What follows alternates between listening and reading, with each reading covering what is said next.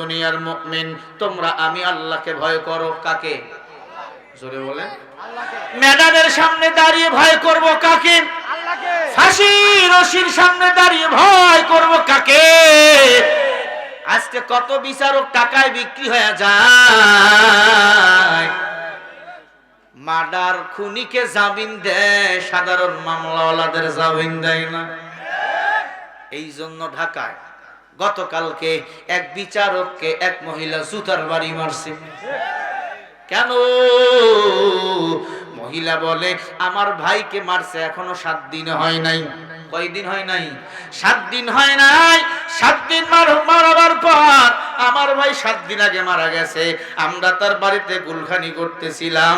এই দিক দিয়ে আসামির পক্ষের লোকেরা বিচারককে 10 লক্ষ টাকা দিয়া তারা জামিন নিয়ে বাড়িতে চলে গেছে। এ আল্লাহর বান্দা, যেই মানুষেরা প্রকাশ্যে মানুষকে খুন করে এদের জামিন হবে কেন? এদের দ্রুত আইন সঞ্চালন কইরা ফাঁসিতে ঝুলানো দরকার। ইয়া আইয়ুহাল্লাযীনা আমানু কুতিবা আলাইকুমুল কিসাসু ফিল কতলা। কোরআনের আইন, কেউ যদি কাউকে হত্যা করে তাকে হত্যা করে ফেলো। এরকম একটা যদি বিচার বাংলাদেশে হইতো, আল্লাহর কসম মানুষের খুন করতো না।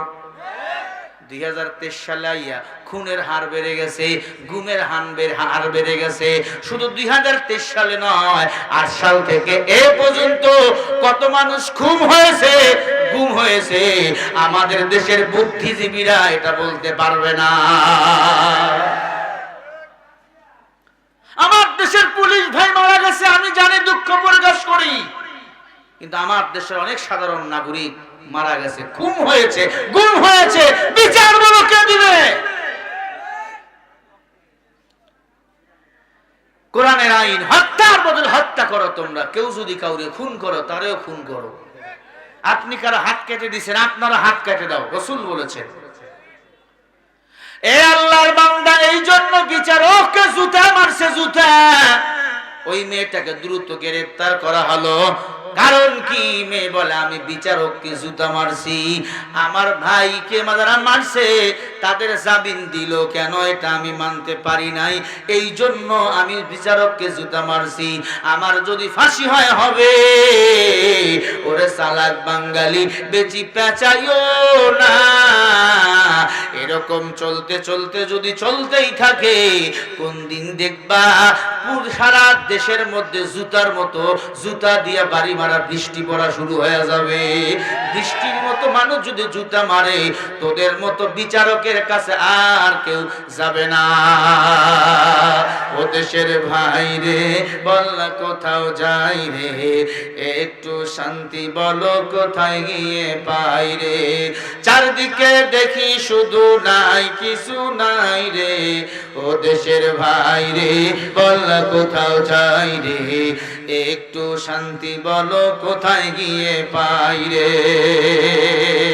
আছে ভাই, আছে আছে অনেক কিছু আছে, এদেশে ঘুষ আছে, ঘুষ দেওয়ার মানুষও আছে, বিচারপতির বেতন আছে, বিচার কোথায় পাই রে? ঠিক কিনা? বিচারপতির বেতন আছে, বিচার কোথায় পাই রে? ও দেশের ভাই রে, বল না কোথাও যাই রে, একটু শান্তি বলো কোথায় গিয়ে পাই রে।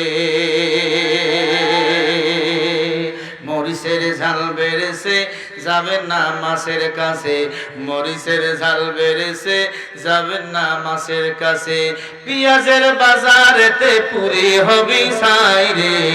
ও দেশের ভাই রে, বল না কোথাও যাই রে, একটু শান্তি বলো কোথায় গিয়ে পাই রে।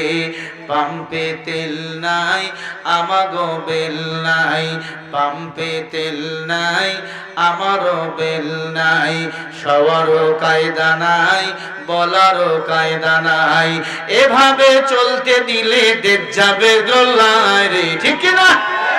এভাবে চলতে দিলে দেশ যাবে গোল্লায় রে।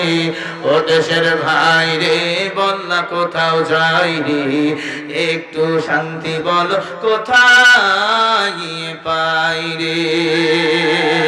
এ আল্লাহর বান্দা, শান্তি যদি পেতে চাও, আল্লাহ বলে হুদাল লিন্নাস ওয়া বাইয়িনাতিম মিনাল হুদা ওয়াল ফুরকান। আমি আল্লাহর কোরআন দিয়া রাষ্ট্রটাকে চালাও, রাষ্ট্রের মানুষ শান্তি পাবে, কোনো সন্দেহ নাই।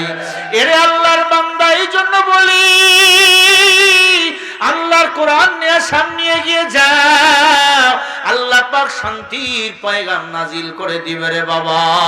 আল্লাহর বান্দা ইমাম গজ্জালি রাহমাতুল্লাহি আলাইহি মাদ্রাসা থেকে বাইর হইয়া সিয়াসাত হাদিস কান্দে নিয়া জাগির বাড়ি খাওয়ার জন্য যায়।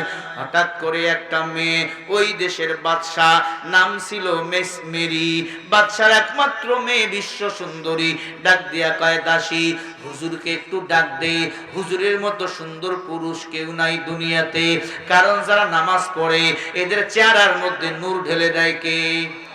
যারা কোরআন পড়ে তাদের চেহারার মধ্যে নূর ঢেলে দেয় কে? মানুষ কালো হলেও চেহারার মধ্যে একটা আলাদা নূর থাকে। হ্যাঁ, এ আল্লাহর বান্দা মিস মেরি, বিশ্ব সুন্দরী, 2 তলা বিল্ডিং থেকে ডাক দিয়া বলে হুজুর একটু আসেন, আমি আপনারে মাসআলা জিজ্ঞাসা করব।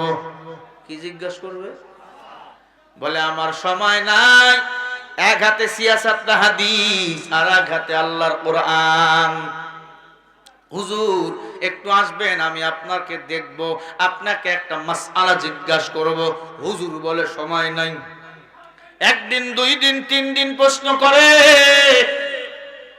হঠাৎ করে হুজুর ওই মিস মেরির সাথে মোলাকাত করার জন্য, তার প্রশ্নের জবাব দেওয়ার জন্য 1 তলা 2 তলায় উঠে গেছে। 2 তলায় উঠে যাওয়ার পর গিয়া দেখে মেয়েটা খাটের মধ্যে সুন্দর করে সাজুগুজু করে বসে আছে। ঘরের মধ্যে ঢুকলেন, বাইরে থেকে ঘরের দরজা বন্ধ করে দিল। এই মহিলা, ঘরের দরজা বন্ধ কেন করলেন? বলে হুজুর আমি আপনাকে পার্সোনাল মাসআলা জিজ্ঞাসা করব। কি মাসআলা বলো? বলে হুজুর একটা ছেলে আর একটা মেয়ে, বলেন বিয়ের আগে মিলামেশা করতে পারে কি পারে না? হুজুর বলে নাউযুবিল্লাহ, একটা ছেলে আর একটা মেয়ে বিবাহের আগে কথা বলাও হারাম। কথা বলা কি হারাম। এবার যুবকরা বেজার, হুজুর এই কথা বলার জন্য পেছাচ্ছেন?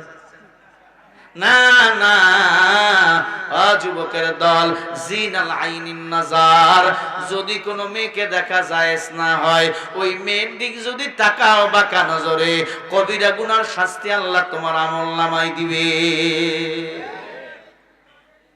বেগার নারী থেকে সাবধান। মিস মেরি বলে হুজুর কথা কন না কেন? হুজুর বলো মাসআলা কি হবে? হুজুর বলে নাউযুবিল্লাহ, আমি আসছি আপনার মাসআলার জবাব দেওয়ার জন্য। বন্ধ দরজা খুলে দেন। কোন বেগানা নারী পুরুষ মিলন করবো তো দূরের কথা, কথাবার্তা বলা ওদের হারাম। তাই নাকি? বলে হা, কিন্তু হুজুর আমি তো হারাম টারাম মানবো না, আমি বাদশার মেয়ে, আমার আব্বাকে বলেছি এই তল্লাটে একটা যুবক সুন্দর, তার নাম হলো গজ্জালি, আমি গজ্জালিকে একদিনের জন্য আমার বিছনায় পেতে চাই। আমার আব্বা তো অনুমতি দিয়া দিছে, আমি আপনাকে আমার বিছনায় পেতে চাই। হুজুর আপনি আমার চেহারার দিক তাকায়। হুজুর নিজের চোখটা রুমাল দিয়া বাঁধলেন। আল্লাহু আকবার বলেন। কেন বাঁধলেন? আল্লাহ বলেন কুল্লিল মুমিনিনা ইয়াগুদ্দু মিন আবসারিহিম ওয়া ইয়াহফাজনা ফুরুজাহুম। এই মুমিন, তোমার চক্ষুকে তোমরা হেফাজত করো, তোমার চক্ষুকে তোমরা নিচু করো। আদেশ কার? আল্লাহ। সূরা মুমিনের মধ্যে আল্লাহ পাক বলেন, সূরা নূরের মধ্যে আল্লাহ পাক বলেন মুমিন তোমার চক্ষুকে তোমরা নিম্নগামী করো। বলবেন হুজুর শুধু পুরুষদের বেলায় আল্লাহ বলেছেন, নারীদের বেলা বলেন নাই? আল্লাহ বলে ওয়াকুল্লিল মুমিনিনা ইয়াগুদ্দু মিন আবসারিহিম ওয়া ইয়াহফাজনা ফুরুজাহুম। এ নারীর দল, তোমরা তোমাদের চক্ষুকে নিম্নগামী করো, এমনকি কণ্ঠটাও হেফাজত করো। এখন তো আমার মায়ের আলহামদুলিল্লাহ মোটামুটি পর্দা করে, কণ্ঠর কোনো হিসাব দেয় না। এখন কণ্ঠ নিয়া মহিলারাও স্টেজে যাইয়া ওয়াজ করে, মহিলা বক্তা মুসাম্মাত আলেমা আবেয়া বসরি, মুসাম্মাত আলেমা ফাতেমাতুজ জোহরা, মুসাম্মাত আলেমা ওই অমুক নাম। এ আল্লাহর বান্দা, মেয়েদের শরীর দেখাও হারাম, কণ্ঠের আওয়াজ শোনাও হারাম। মনে থাকবে? যদি আপনার বউ আপনার সাথে চিল্লা চিল্লি করতে চান, ওর মুখের মধ্যে আগে টেপ মারবেন, হাত দিয়ে চিল্লা চিল্লি কর। তোর কণ্ঠ বাইরে যদি কোনো বেগানা পুরুষ শোনে, তোমাকে জাহান্নামে যেতে হবে। এবং তোমার কণ্ঠর আওয়াজটাকেও পর্দা করতে বলেছেন আমার আল্লাহ। وقرن في بيوتكن ولا تبرجن تبرج الجاهلية الأولى। আর ওয়াস্তে বলে, এ নারীরা পর্দায় থাকো, পর্দার বিধানকে মানো। বিধান মানে কি? তোমার কণ্ঠের আওয়াজটাকে তুমি